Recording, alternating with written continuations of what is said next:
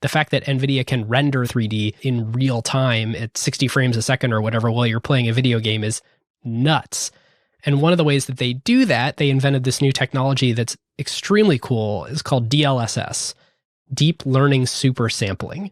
And this, I think, is like where Nvidia really shines, bringing machine learning stuff and gaming stuff together, where they basically have faced this problem of, well, we either could render stuff at low resolution with less frames, because we can only render so much per amount of time, or we could render really high resolution stuff with less frames. And nobody likes less frames, but everyone likes high resolution. So what if we could cheat death? And what if we could get high resolution and high frame rate? And they're sitting around thinking, how on earth could we do that? And they're like, you know what?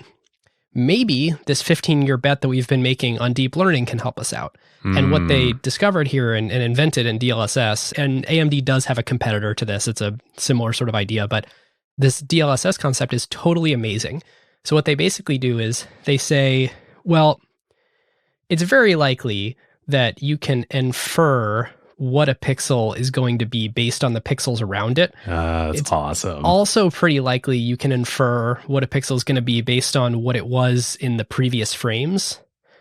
And so let's actually render it at a slightly lower resolution so we can bump up the frame rate.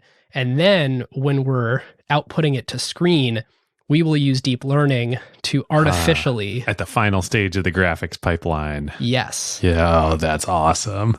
It's really cool. And when you watch the side-by-side on all these YouTube videos, it looks amazing.